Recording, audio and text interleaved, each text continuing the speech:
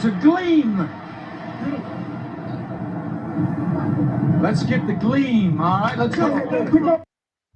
From the shores of Lake Erie to Browns fans worldwide, hope is alive and the future's bright. I'm John. This is There's a Gleam. I'm Steve. Let's get the gleam together. And good afternoon, everybody, and welcome to another episode of There's a Gleam. We are part of the Fanatical Elves Network, which is a part of the Fans First Network. I'm Steve. He's John. And wait for it here.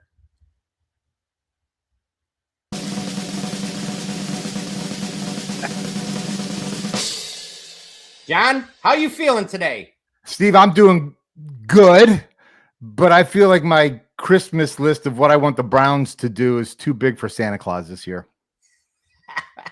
I love your feelings each week. I look, this might be the highlight of the show for me. How are you doing today? You know what? To be honest, if I'm being completely honest, I'm becoming numb now. Yeah.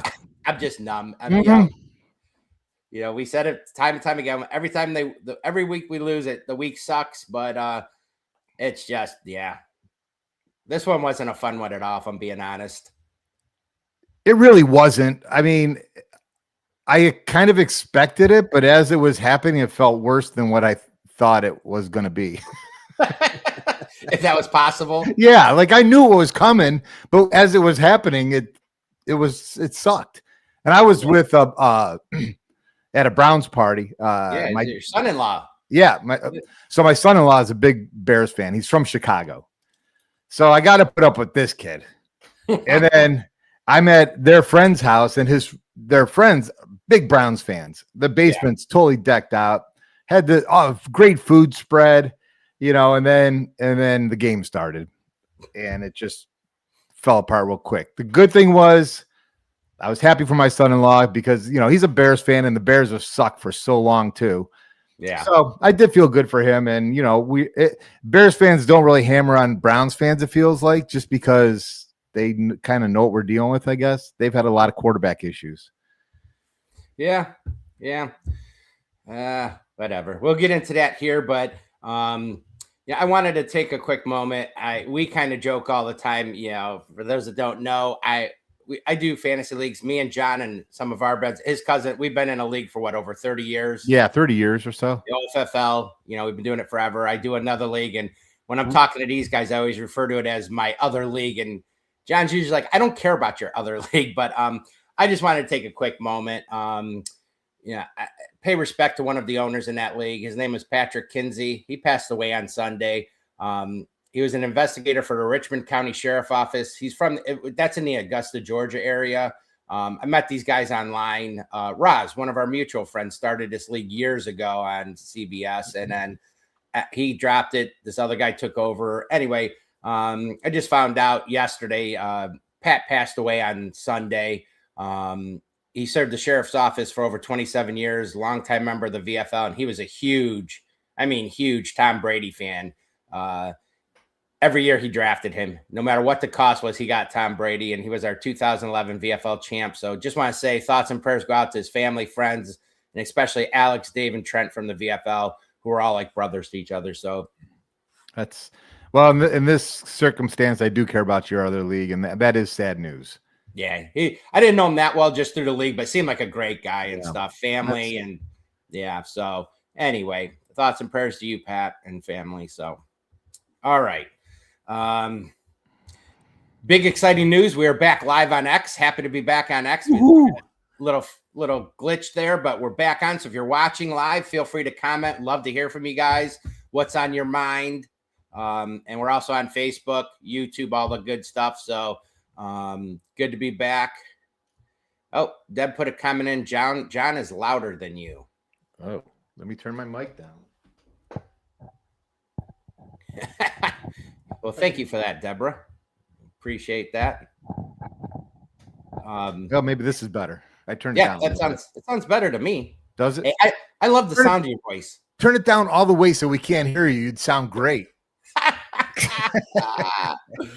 Oh, that's awesome. Thank you, Deb. Let us know if this sounds better or not. To me, it sounds better. So, okay. All right, we're going to get to, we're going to try and do a short show today. Yeah. He's got a Christmas party to go to.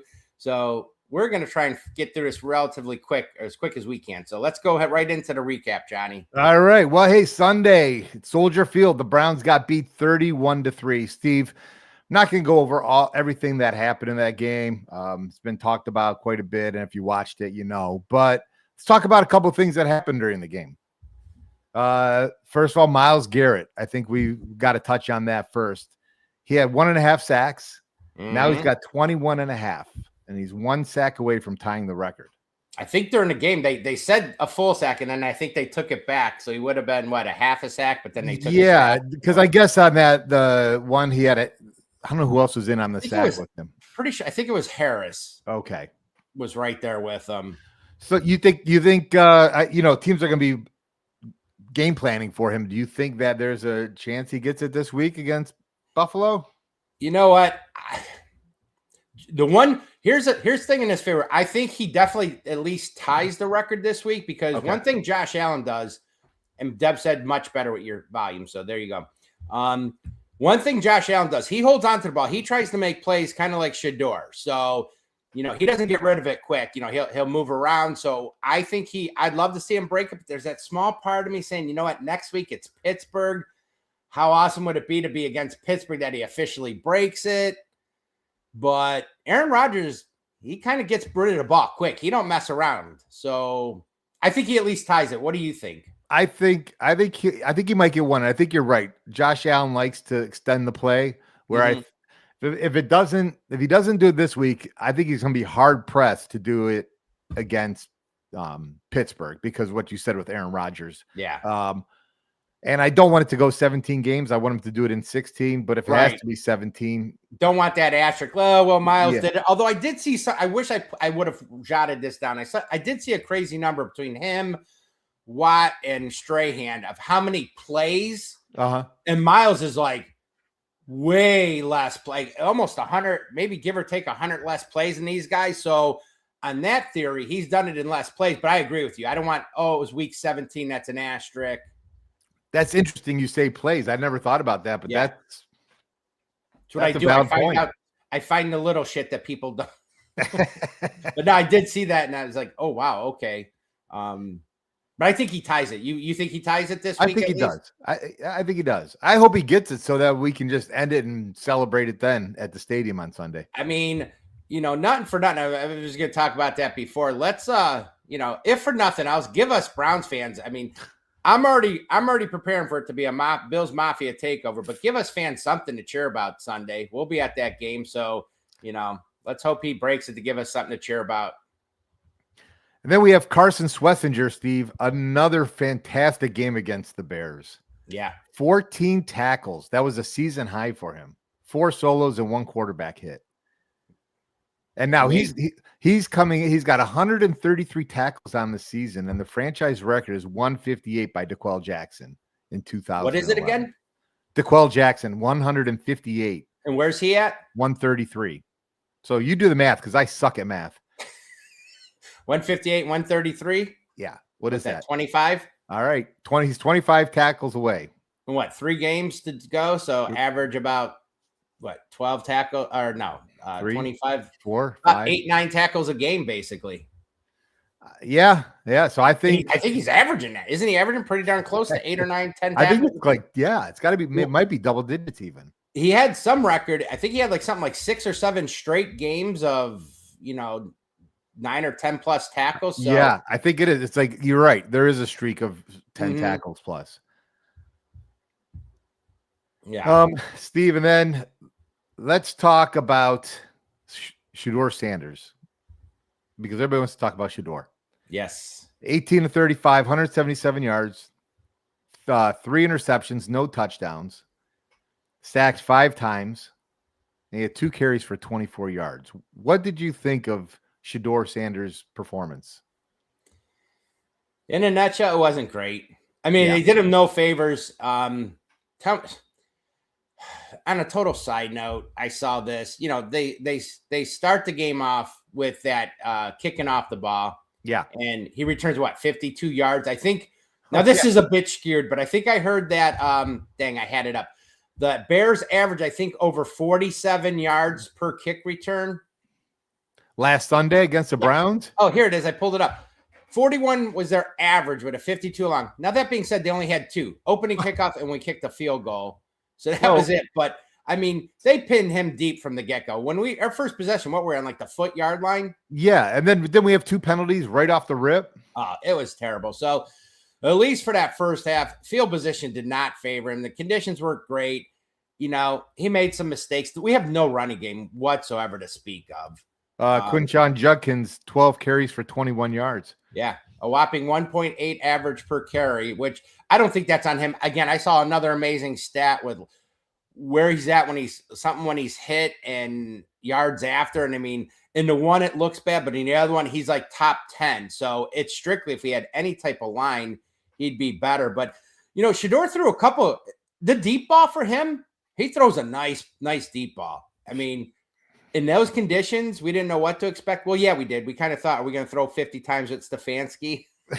But he does throw a nice deep ball, but it wasn't a great game for him. No, the interceptions weren't great. But, Steve, there's so many things that I've seen, and I don't understand. I don't see how this kid can succeed, right? I don't see how any quarterback, you put Josh Allen on this team right now, and I don't think they succeed. Yeah. Receivers are ranked the worst in the league. The offensive line ranked worst in the league. So, you know, how do you generate any offense with that? And I hate to keep harping on Jerry Jeudy, but I saw some videos, people breaking down the game where the ball was snapped. Sanders is in a shotgun. He's already got the ball, and Jeudy hasn't even moved off the line of scrimmage yet. Wow. Well, so one interception. I'm sorry. Go ahead, John. So how can Sanders get reads and go through his progressions when he's got the ball and the receiver's not even moving? Unbelievable. It's a good question. That one, you know, what do you have? 3 interceptions, I think it was. Yeah, 3. That one that to Jeudy. Yeah. When he threw it, I thought it was a touchdown. Remember, he hit him down the sideline. Me too. When they showed the replay, that ball was put. That may very well have been the best pass he's thrown all season. That ball was right there in his stomach. How he didn't catch that? I can't remember if it was 21-3 or I thought maybe 14-3. It was still at that point with a lot of game left. I think it was still in the third quarter. It could have been that we could have had 10 points, and that could have possibly changed some momentum and changed things a little bit. Oh, I think it would have helped, at least help momentum. I don't know if it would have changed the outcome, but I think momentum for sure. We would have had it for a little bit there. Well, and it would have given you something better to cheer about at the Bears party. Right. So Jerry Jeudy is signed through the 2027 season. Mm-hmm. $52 million extension in 2024. Yeah. Andrew Berry. That's got his fingerprints all over it, Steve. I mean, at the time it looked decent, but you know, who knows? But well, there's a reason why Denver got rid of him. It wasn't because he was great. That's true. Although I think we talked about this before. I think the plan was, you know, we still had Amari Cooper here, and I think it was Amari Cooper's the one. He's the 2, both former teammates at Alabama, and you know, we talked about how that fizzled out. But what did you make about the whole Shedeur wristband, which has been all over the thing? Steve, more blunders upon blunders. The stories that come out about the wristband with first, well, we'll talk about it too in our therapy session, but yeah, like first Stefanski says one thing, now then Sanders says the card fell out, and it sounds like the card did fall out, but I don't know why Stefanski was not saying that what really happened. He beat around the bush. It just leads to more questioning by fans when the coach doesn't give you a straight answer. Yep, I agree. Well, you know, I don't know. So, let's touch on that running game a little bit, Steve, because the offensive line has just been decimated. Yeah. And then was out, Teller was out, Conklin was out, and then Jenkins went out also, and replaced by Garrett Dillinger. Now, the funny thing with that, Steve, Garrett Dillinger was the highest graded lineman per PFT, Pro Football Focus for that game. What happened to him this week? What's that? And what happened to him this week? Well, the Browns got a little tricky. They decided to sneak him through waivers and they re-signed, brought back Jamari Thrash, Mm-hmm. and then Dillinger did not make it through waivers No, I believe and got picked up by Tennessee. Tennessee. So you're telling me we just lost our best graded offensive lineman? Unbelievable. I know. It's once again the Browns trying to be the smartest guys in the room, and it's so I almost dropped the F-bomb.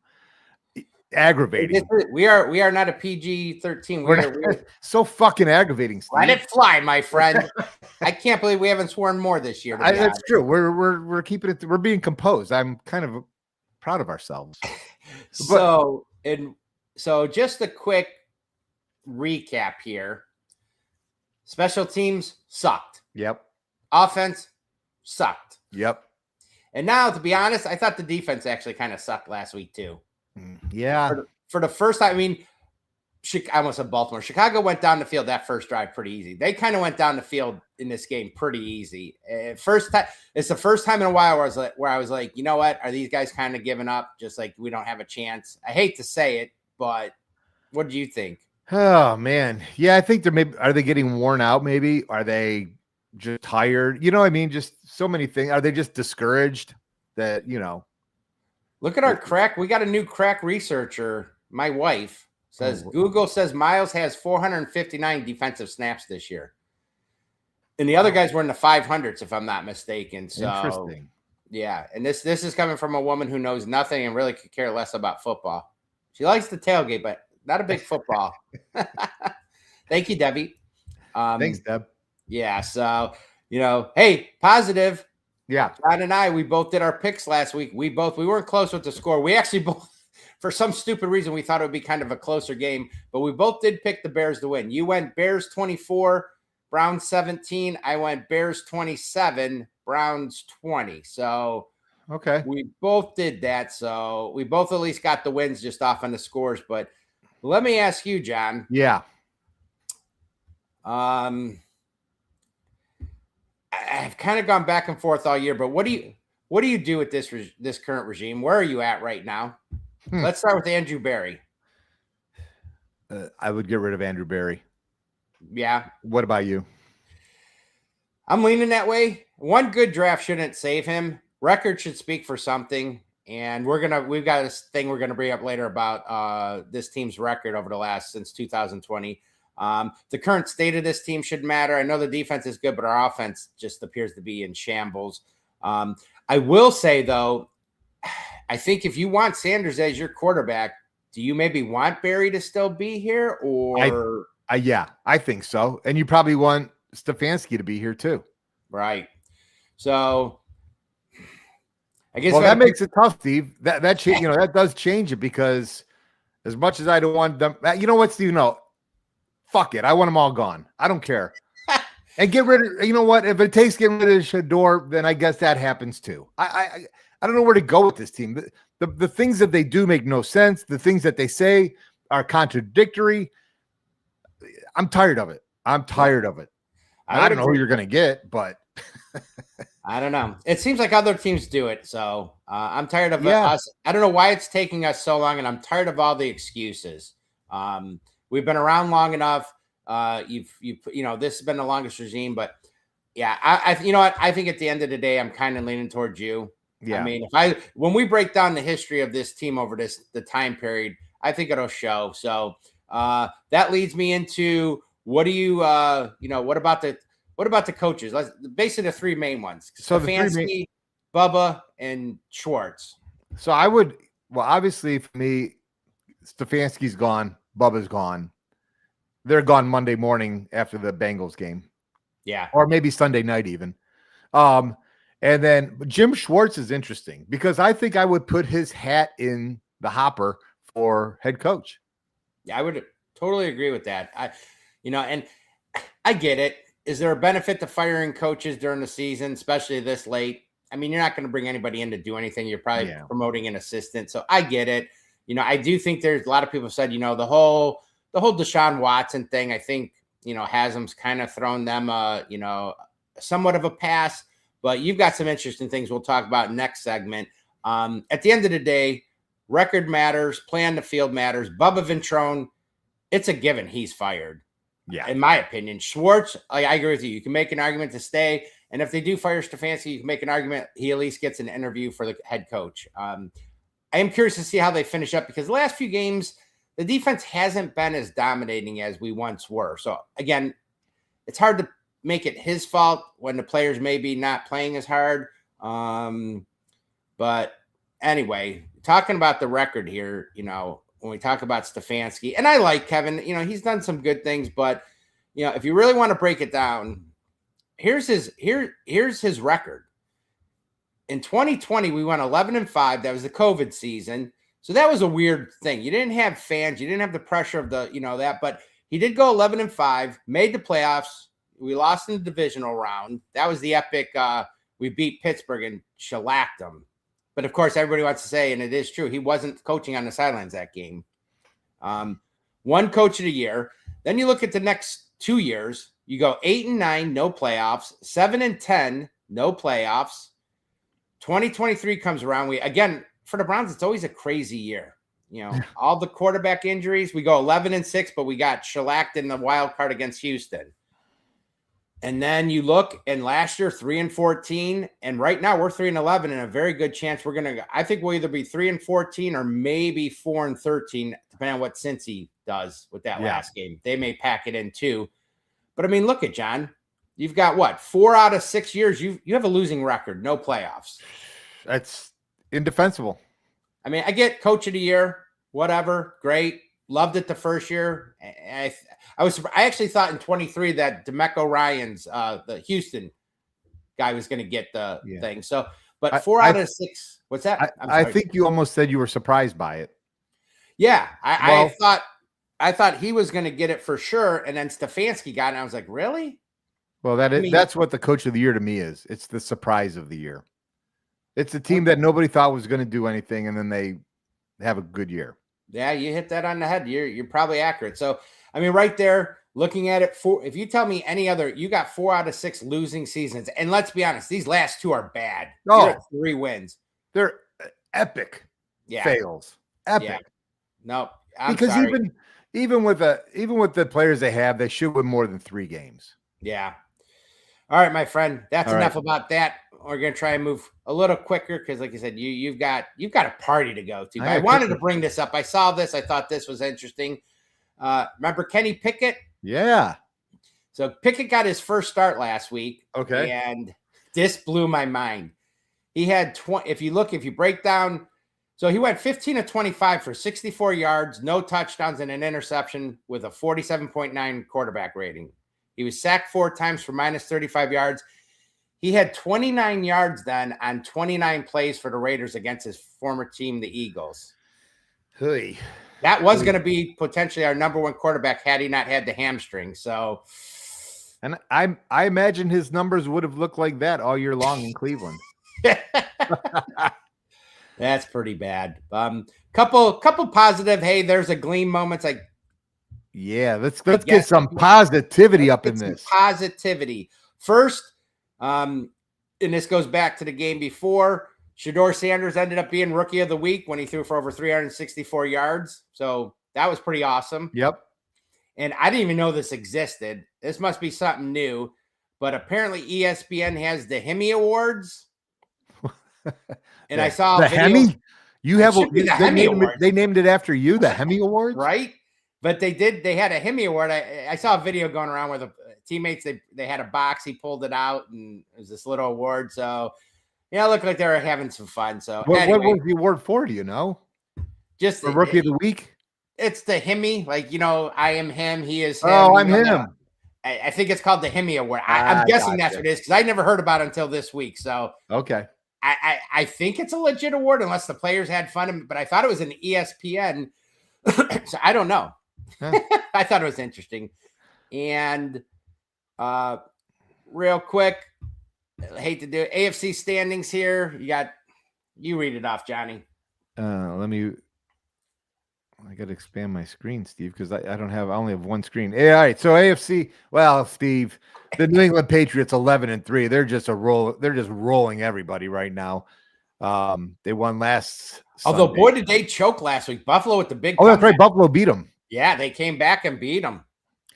So you got Buffalo and New England. You know, who's New England playing this week, Steve? Do you know offhand? I didn't don't. look. I hadn't even looked at anything. Then you have Jacksonville 10-4 in the South, Pittsburgh 8-6 in the North, and then we have Denver 12-2 in the West. And Denver looks for real, and so does the Chargers. Well, who do you think, Steve, coming out right now, coming out of the AFC? Who do you see? Who do you Actually, like? I just looked it up real quick. Patriots play the Jets in New York, and then they finish with the Dolphins at home. Wow. Yeah. I can't believe Jacksonville's 10-4 and leading the South now, but again, surprises. I can't believe Denver's 12-2. New England's a surprise at 11-3. But again, all right, Denver was decent last year, but New England was terrible. And look at in a year. Who's their coach at New England again? Yeah, who is there? I think Mike Vrabel possibly. Where was he at last year? I forget. Wasn't he helping the Browns? Where's he from? Isn't he from? Where did he play college football? Was it Ohio State? Sickening, isn't it? Idiots. Anyway, yeah, there's that one. And then just to be fair, yep, we will so yeah, the one that Baltimore 7-7. I think the big news was, before I forget, the big news was KC is now officially eliminated from the playoffs completely. That's awesome. I love that. That was big news. But anyway, real quick, NFC, you don't have to read them all if you don't want to, but I'll go over the top. Well, hey, look, NFC North, Chicago 10-4. They're leading. And then you have the NFC East, Philly 9-5, NFC South, Tampa Bay 7-7. And then in the West, we have the Rams at 11-3 and Seattle also at 11-3. Boy, the Panthers really dropped an opportunity. Didn't they play the Saints last week and lost to them? They had a chance to take the lead in that division and lost. I'm pretty sure. You know what, Steve? I have no idea, because after that game last Sunday, I didn't watch a lick of football. I was so pissed. I didn't watch anything. I didn't watch Monday night. I didn't watch nothing. I'm sick of football right now. All right. Yeah. Yeah. The Saints beat them 20-17. Wow. Yeah. That was a big surprise. I mean, especially where they're at, but anyway, yeah, there's your division leaders. So let's go on to some other stuff. We got some therapy session here. Yeah. Let's do some You got some things to start us. So you had the one was, we were just talking about the Jimmy. Oh yeah, let me play with this is what Jimmy Haslam said at here, I'll get it. Yeah, what he said at training camp this year about the Browns record last year, 3 wins. Listen to what he says. Jimmy, what in terms of wins, what would be a successful season for you? Jeff, you really think we're going to answer that? Listen, we got to do better than 3. Okay, to put a number on it, I don't think we will ever do that. Everybody, coaches, players, personnel, ownership, all knows that 3-14 won't cut it. We've got to do better. I think we'll know what better looks like. 3-13 won't cut it. John, do we know what better will look like? 4-12. And I think he just stopped short of saying we won't do 3 and 4. We won't see that again. Or I'll jump in the lake. Yeah. And then you had something. You found this gem about Stefanski and the wristband. Yeah, that's what he said after the game. So after the game, this is what Stefanski had to say about Shador's play call wristband. Here we go. There was a miscommunication early. They mentioned that you guys had the wrong plays in the wristband on the first 2 drives. Is that accurate? No. Yeah. There was something. I don't know if the wristband got something on it or whatever it was, but there was we got that fixed pretty quickly. They got it fixed pretty quickly, John. There's me about this is that he didn't really know what happened. He's well, it got something on it, but he didn't. But, now they lost it. And if he didn't know what really happened, he should just said, I'm not sure. We had an issue with the wristband. I don't know. We'll handle it internally or something. But just to say that. What did Shador say? That it fell out? Yeah. So Shador said it fell out. So once again, 2 different. So it's kind of like the Teller thing. Oh, he's hurt. He's not. Or no, this was, you don't get a straight answer, and you look bad. Can't get a straight answer out of these guys. Nope. Yeah. The other news we had was Devin Bush, I think. Yeah, Devin Bush was found not guilty on simple assault and harassment charges stemming from an incident in May with his girlfriend. So he's cleared of any charges. So that's good news. Okay. Well, you found this nugget. We're talking about we did bring up quickly about the Chiefs not making the playoffs, but you found this. Yeah, the first postseason in 27 years without Peyton Manning, Tom Brady, or Patrick Mahomes. Wow. That's amazing. I'm okay with it. I'm really okay with it. Well, I found this little nugget. I think it was FanDuel. They had this was just this week. FanDuel had their little favorites to win awards. Okay. And so current NFL award favorites. This was as of just during this past week. Favorite to be the MVP of the league. They have Matthew Stafford at -250. Favorite for offensive player of the year is Jackson Smith-Njigba at -550. Offense. This one surprised me. Offensive rookie of the year. Travion Henderson is now the favorite at +175. Okay. I can see that. I think it's comeback player of the year. Favorite is Christian McCaffrey at -240. These last three I'll get you. Okay. Favorite right now for coach of the year, Mike Vrabel at +150. Defensive rookie of the year favorite is Carson Schlesinger, and he's at favorite -240. And the big one is defensive player of the year favorite right now is Myles Garrett. Okay. At -20,000. I don't think I've ever seen that. No. So I think everybody's just pretty much a foregone conclusion. He's going to get his second defensive player of the year. So that was pretty interesting. I saw that and thought that was interesting. Like I said, have you ever seen a spread that big? No, I have not. That's crazy. Wow. And as we're talking about awards, last show we did talk about briefly. They had the Heisman was announced last Saturday. To no surprise, who won it? Our buddy Fernando Mendoza from Indiana. Yeah. To my surprise, it wasn't really even close. I thought it was going to be close. I thought Sayin was going to be a second. There's the Heisman votes up there. It was pretty much a runaway. It was really a two-man race. And, Fernando, what is it? Mendoza got the most points at 2,362. Diego Pavia got 1,439, followed by Jeremiah Love, Notre Dame running back at 719. And Sayin was a very, very, very distant fourth with only 432 votes. He'll be up there again next year, though. I wonder, had we won that game, Ohio State, if that would have changed. I don't think so. I think Mendoza would have still won it anyways. Do you? Yeah. Very well. Did you see some of the comments that Pavia made afterwards? No, what'd he say? Well, first they showed him coming in. He kind of looked like one of the guys out of like Scarface. He had a coat with one of those turtlenecks with all the jewelry hanging out. Not your typical, I'm wearing a suit and tie. And then I think he did something like he was like, fuck the voters afterwards, this, that. So he later apologized and whatever. But yeah, it was not a good look whatsoever with that. I think I heard the Jets are really interested in him, I believe. Really? Yeah. I kind of heard that they didn't think he'd be drafted, but I mean, I don't know. We'll see. On our home front, this was kind of exciting.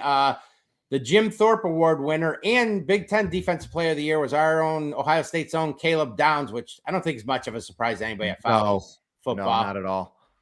I think Ohio State could have 3 in the top 10 picks in the draft this year. Very well with Reese and yep. We'll talk more about that once the season ends, but I think you're going to see some Ohio State players go pretty early in this draft. If it wasn't for us needing offensive line and wide receiver help, I'd love for them to get them, but I think we have more pressing needs. Yeah, I know. It would be nice, though. I was going to pull it up to kind of just say real quick, because I know we're getting close on time.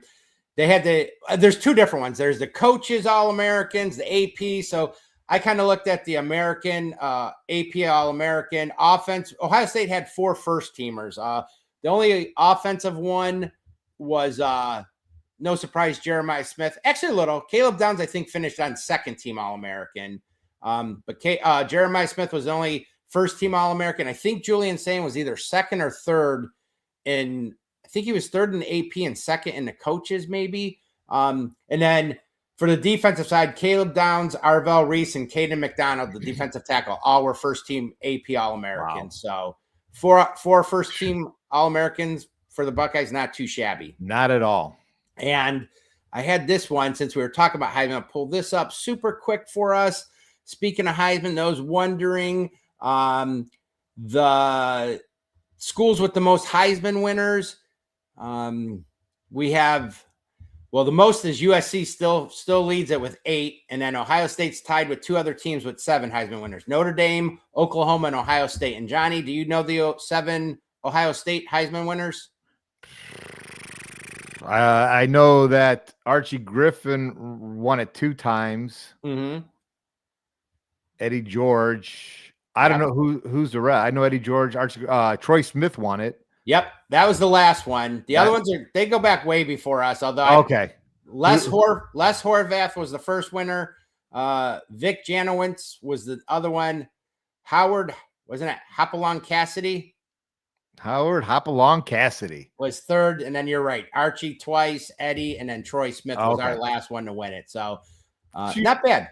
That seems like kind of like a long time ago since Ohio State had a Heisman in a way. Yeah, really. I thought we had one sooner, and then when they said Smith, I'm like, oh wow, that was one. And there's a pretty good gap. We're at 7 with Notre Dame and Oklahoma, and then the next one's Alabama at 4, and then there's a bunch of teams, including Michigan, at 3. So I found that interesting. That is. You know, so there you go with that. I know some can't see it, but for those of you that do watch it live or are watching this later, we love part of the segment supposed to be about the funny memes and stuff we see. And I saw this the other day, and it kind of was totally fitting for memes. It was levels of pain, and it's stick figures, and they show a slap to the face is the first level. Childbirth is probably the second level of pain. A kick to the privates is your third level of pain. And being a Browns fan is the highest level of pain. I thought that's pretty accurate. I would say so. On that note, John, now that we've kind of got all our pain there. You ready for some more pain? Yeah, we're going to take a quick break here for our sponsors.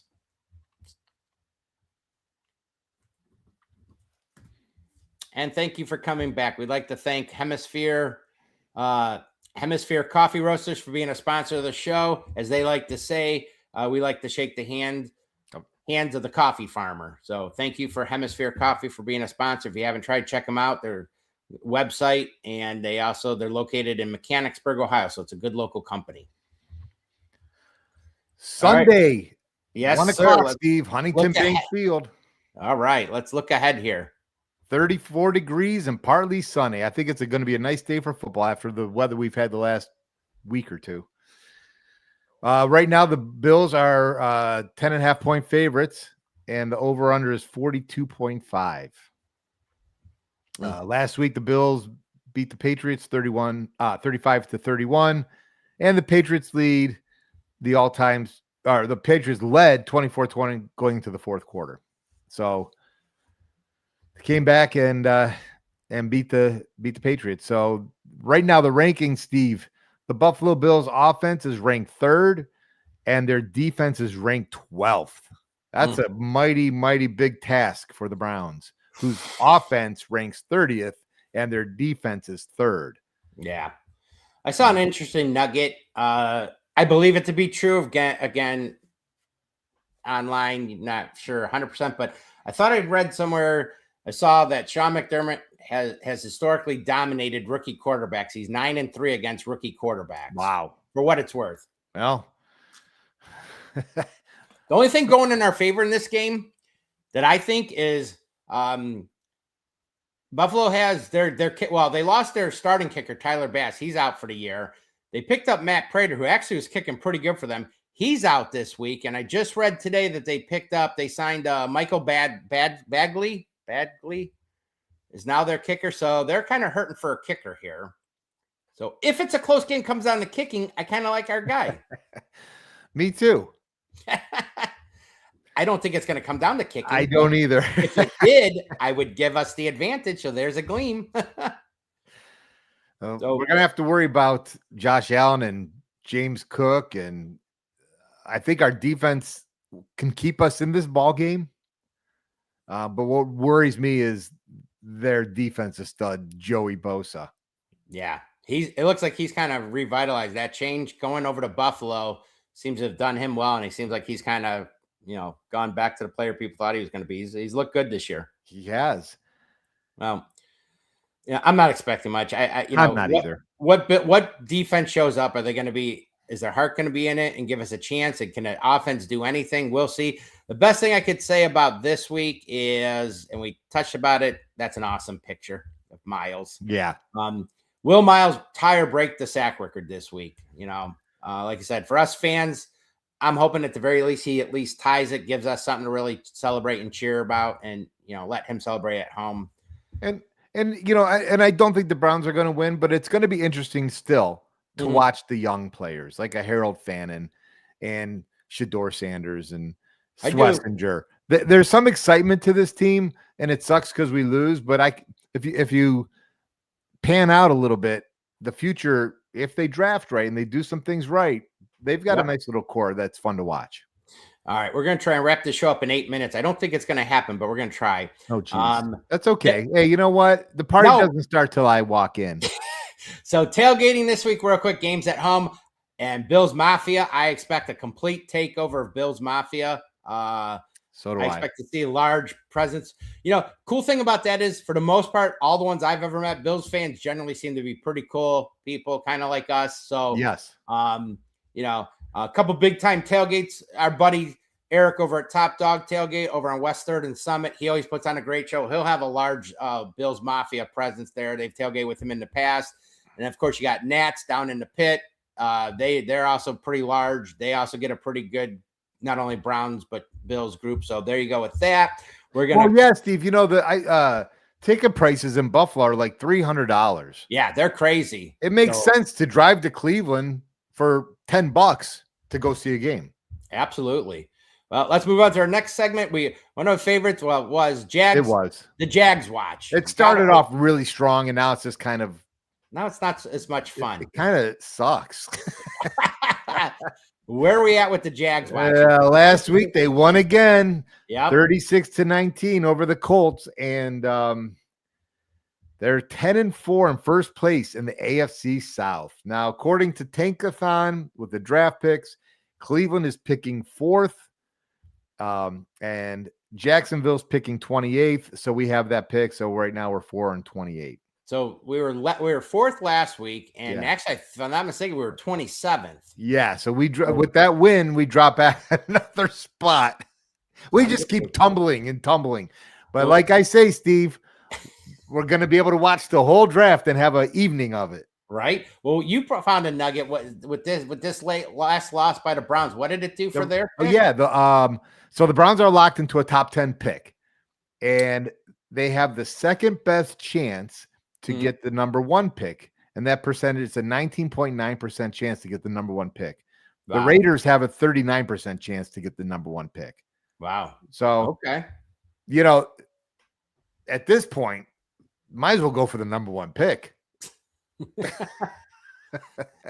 God only knows what we're going to do, but it's going to be interesting. I guess we'll find out. So, well, there you go. On to some funness. This week was a fun week, and this was one that you featured. This wasn't a food place we did this week, but it was something else. John, what did you do this week? In the land. So in the land, we, my wife and I took the 2 grandkids to Wild Winter Lights at the Cleveland Metro Park Zoo.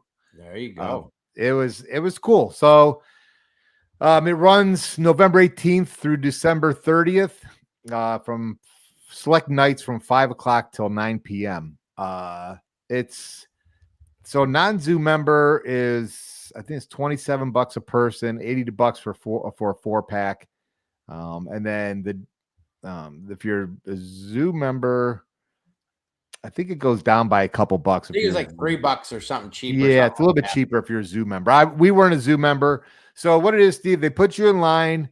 You just stay in your car. You don't walk around the zoo. You did the driving one? Yeah. Okay, we did it a couple years ago. We did where we could walk around. Okay. So that must be, so I guess the drive-through must be at different times than the walk-through. I'm not sure, because we did the drive-through, so it was $49 for the car. Yeah, because it says on there select nights 5 to 9. So I don't know if some nights it's one way and some nights the other, but you did the drive-through one. Then, yeah, correct? we did the driving one. Okay. And so it starts off, they put you in line, you get in queue, and you go about 5 miles an hour through the zoo. When you first start, they have a little concession stand. You can get some caramel popcorn. You can get, they had some other treats in there, hot chocolate. And then you drive through the zoo, and they have these pretty lights, and they have sound music playing with some speakers, and the kids really enjoyed it. Yeah. They had Santa Claus there at the end. They also have someone dressed up as the Grinch, and then they also had the 2 girls from Frozen, Elsie, and I don't remember the other name. Yeah. So yeah, great time. It's still going on through the zoo, and I think you can still get tickets. I'm not sure if it's sold out, but definitely we've done it the past 3 years, I think, with the kids now. Mm-hmm. So we're kind of making it family a tradition thing that we're doing. Yeah. No, it's a lot of fun. They put on a good little, and they do the zoos actually does a lot of great things. The Asian lights is pretty cool. We've done that before. This one's really cool. We did, like I said, we did the walk around with our family a couple years ago, had a lot of fun. Looks like looks like it was a pretty decent night to do it. It was cool, but Steve, and we're going to go over because of this story, but I got to tell the story. So we're running around, we're redoing this house in Brook Park. Yeah. I've been busy as can be, working too. I was off on Monday because I was doing work in the house, and we get the kids, load up the cars. At first, you got to put the car seats in, that's always really fun.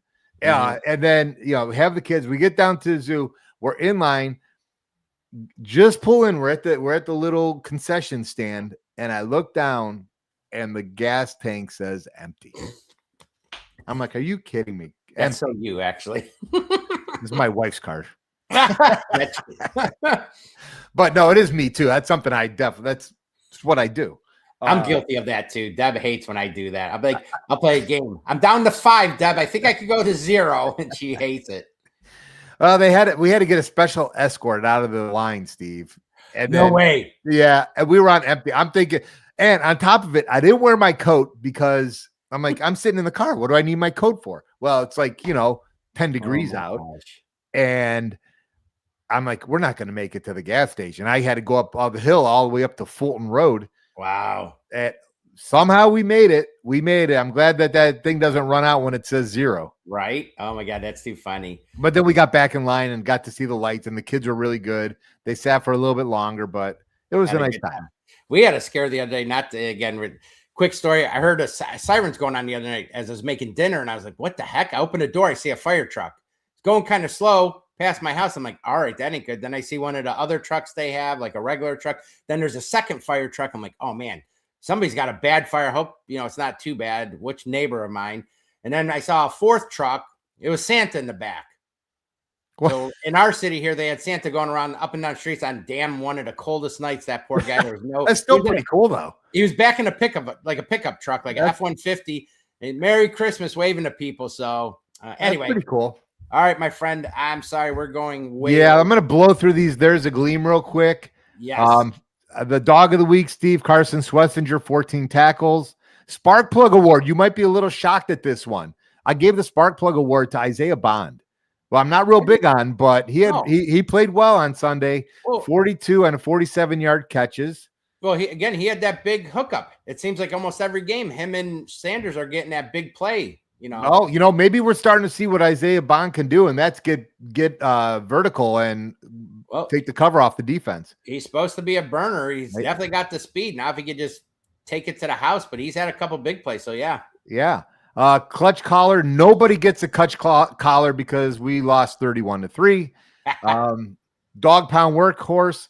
I gave it to Garrett Dillinger, the highest rated offensive lineman who just got picked up by Tennessee. But I figure, you know what? He had to been doing something damn good down there to be the highest graded offensive lineman. Right. And then there's a Gleam Award. I snuck this one. Oh, yeah. You go ahead. I mean, we didn't have much to do to really. There wasn't much positive, but the one positive I thought was Andrew Schmidt.